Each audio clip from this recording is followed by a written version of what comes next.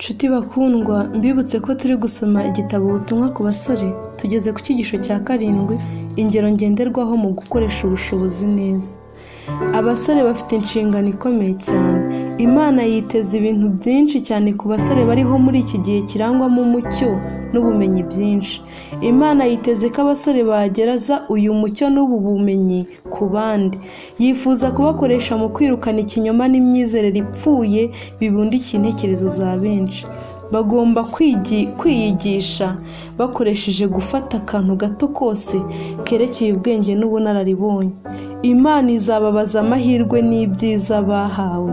Umurimo uri imbere yabo utegereje umuhati wabo udacogora kugira ngo ubashe gutezwa imbere uva ku ntambwe imwe ujya ku yindi hakurikijwe uko igihe kibisaba. Abasore nibegurira intekerezo n'imitima byabo mu murimo w'Imana, bazagera ku rwego rwo hejuru rwo gutanga umusaruro no kuba ingirakamaro. Uru ni rwo rwego Uwiteka yiteze ko abasore bageraho. Gukora ibiciye munsi y'ibi ni ukwanga gukoresha ku rwego ruhanitse amahirwe Imana yatanze. Ibi bizafatwa nko kugambanira Imana, bibe kunanirwa gukora ushakira inyokomuntu ibyiza. Ibi bizafatwa nko kugambanira Imana, bibe kunanirwa no gukora ushakira inyokomuntu ibyiza. Kuzuza ibyangombwa byo gukora umurimo. Abaharanira kuba abakozi bakorera Imana bashakana umwete kumenya kugira ngo bagire ibyo batanga. Bene abo bazahora bahabwa umucyo uva ku Mana kugira ngo babashe kuba imiyoboro inyuzwamo ubutumwa. Nk'uko byari bimeze kuri Daniyeli, abasore n'inkumi nibazana ibyo bagize akamenyero byose, bakazana ipfa ry'inda zabo n'ibyo bararikira byose kugira ngo bihuze n'iby'Imana isaba, bazaba ari abantu bakwiriye kugira ngo bakore umurimo usumbyeho. Bakwiriye gukura mu ntekerezo zabo ibintu byose by'agaciro gake kandi bitarangwamo ubwenge. Kubogamira mu bitagira umumaro no gukunda ibishimisha bikwiriye kuzibukirwa nk'ibidafite umwanya mu buzima n'imibereho by'ababeshwaho no kwizera Umwana w'Imana. Barya umubiri we kandi bakanywa n'amaraso ye. Bakwiriye kuzirikana ko nubwo amahirwe yose yo kwiga ashobora kuba ari imbere yabo, bashobora kutagira ubumenyi butuma buzuza ibyangombwa byo kugira icyo bakora mu byerekezo bimwe by'uruzabibu rw'Uwiteka. Ntabwo bashobora kujya mu murimo w'Imana batujuje ibyangombwa bisabwa by'ubutungane. Baramutse biyegurira ibinezeza n'ibishimisha intekerezo z'agaciro kenshi, zagombye guhabwa imbaraga no kugira umugambi uhanitse kandi uhamye, batesha agaciro imbaraga Imana yabahaye kandi bakaba bafite icyaha imbere yabo bitewe n'uko bananirwa guteza imbere impano zabo bazikoresha neza. Imibereho yabo y'iby'umwuka yagwingiye ni igitutsi ku Mana. Banduza kandi bagahumanya intekerezo zabo bakorana nabo. Kubw'amagambo n'ibikorwa byabo batera umwete umwuka wo kutita ku bintu byera. Ntabwo bashyira mu kaga ubugingo bwabo gusa, ahubwo urugero batanga rwangiza abantu bose bahura nabo. Ntabwo bujuje rwose ibyangombwa byo guhagararira Kristo. Ni imbata z'icyaha, ntacyo bitaho, nta makenga bagira, ni abapfapfa. Aho guteranya na Kristo barasandaguza. Abantu banyurwa n'ibintu bito bageraho ntibashobora kuba abakozi bakorana n'Imana. Abareka intekerezo zikajya aho zizararagirira igihe zitarinzwe, Satani abaha ibitekerezo byuzura ubwenge bwabo ku buryo bajya mu ngabo ze bakagusha abandi mu mutego. Bashobora kugaragaza ko ari abanyadini, bakerekana ko bubaha Imana, ariko bakunda ibinezeza aho gukunda Imana. Kuba inyaryenge si ubutungane. Hari abasore bafite ubunyaryenge runaka, abo bakorana bemera kandi bashima, nyamara ubwo bushobozi bwabo ntibwejejwe. Ubwo bushobozi ntibwahawe imbaraga kandi ngo bukomezwe n'ubuntu n'ibigeragezo umuntu ahura nabyo. Ndetse kandi Imana ntishobora kubukoresha kubw'inyungu z'ikiremwa muntu no kubwo guhesha izina ryayo icyubahiro.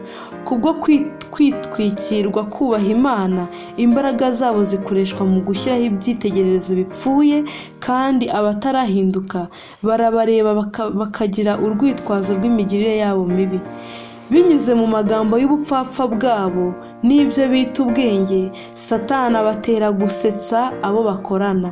Ikintu cyose bakora kigenda kigira agaciro gake, kuko baba bategekwa n'umushukanyi uyobora kandi agaha icyerekezo imico yabo kugira ngo babashe gukora umurimo we. Bafite ubushobozi, ariko ubwo bushobozi ntibwamenyerejwe. Bafite ububasha, ariko ubwo bubasha ntibwatejwe imbere. Bahawe impano, ariko bazikoresha nabi kandi bakazitesha agaciro kubw'ubupfapfa, ndetse bakurura abandi bakabageza ku rwego rwo hasi n'abo baba bariho. Kristo yishyuye incungu y'ubugingo bwabo kubwo kwiyanga, kwitanga, kwicisha bugufi ndetse no kubw'isoni no gukwenwa yihanganiye. Ibi yabikoze kugira ngo abashe kurokora abantu mu bubata bw'icyaha, ngo abakure mu bubata bw'umutware ubitaho nta kindi agamije uretse kubakoresha mu kurimbura ubugingo. Nyamara bahindura ubusa urukundo Umucunguzi yabakunze, bityo yareba umurimo bakora bikamubabaza. Bene aba basore bategereje igihombo cy'iteka ryose. Mbese ibisetso n'ibikino byabo bizabagaragara imbere bite umunsi umwe ubwo umuntu wese azahabwa n'umucamanza w'isi yose ibikwiriye ibyo yakoze akiri muzima? Urufatiro rwabo barwubakishijeho ibiti, ibyatsi n'ibikenyeri, kandi ibyo bakoze mu buzima bwabo bwose bizakongoka. Mbega igihombo!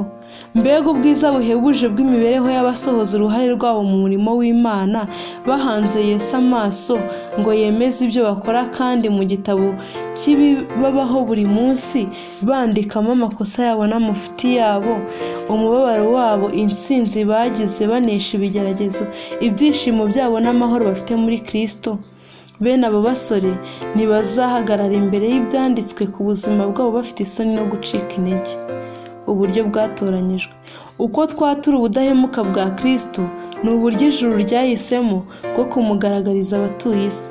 Tugomba kuzirikana ubuntu bwe nk'uko bwamenyekanishirijwe mu bera ba kera, ariko ikizatanga umusaruro cyane ni ubuhamya bw'imibereho yacu bwite. Igihe tugaragariza muri twe imikorere y'imbaraga y'Imana, tuba duhamya Imana. Buri wese afite ubuzima butandukanye n'ubw'abandi bose, ndetse n'ibyo ahura nabyo bitandukanye n'ibyabo. Imana yifuza ko gusingiza kwacu kuzamuka kukayigeraho, kandi kurangwa n'uko duteye twihariye. Amen.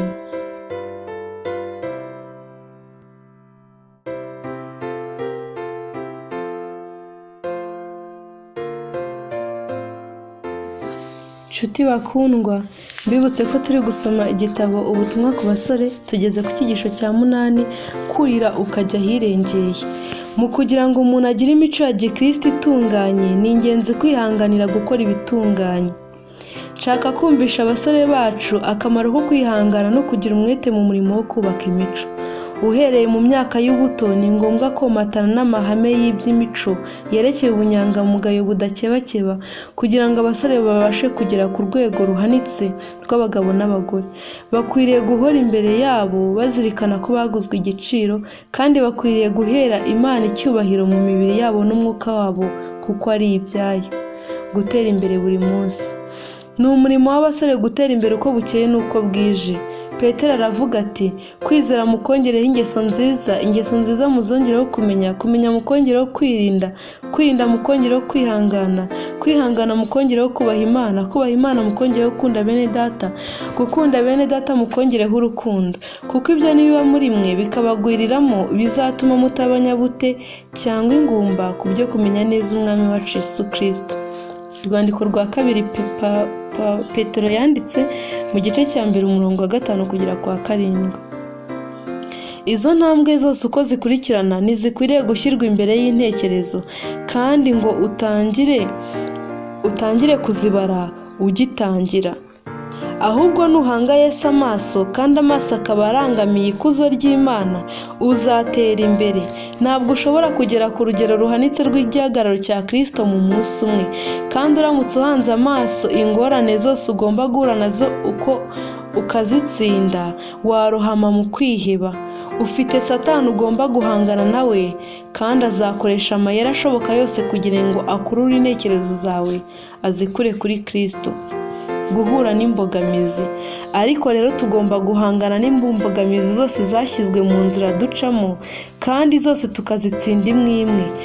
Nidutsinda ingorane ya mbere, tuzagira imbaraga zirushaho zo guhangana n'ikurikiyeho, kandi ku muhati wose tuzagira tuzarushaho kubashishwa gutera imbere.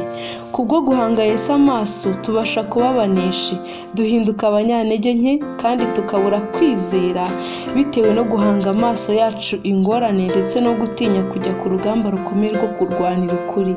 Kubwo gutera intambwe igenda ikurikira izindi, ushobora kurira ukagera hejuru cyane, kandi amaherezo ukagera ku mpinga y'umusozi. Ntugakangaranywe n'umurimo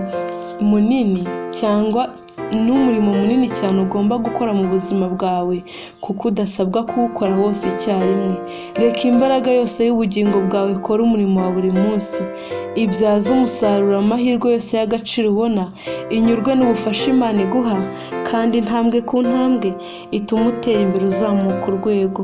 Ibuka ko ugomba kubaho, ariko ukaba ufite uwo munsi umwe, ko Imana yaguhaye umunsi umwe, kandi ibyandikwa mu ijuru bizagaragaza uko wahaye agaciro umunsi umwe, uko wahaye agaciro amahirwe n'uburyo ijuru ryatanze. Ndagusabira ngo urusheho kubyaza umusaruro umunsi wose Imana iguha, kugira ngo amaherezo uzabashe kumva Databuja akubwira ati, nuko mugaragu mwiza ukiranuka. Amen.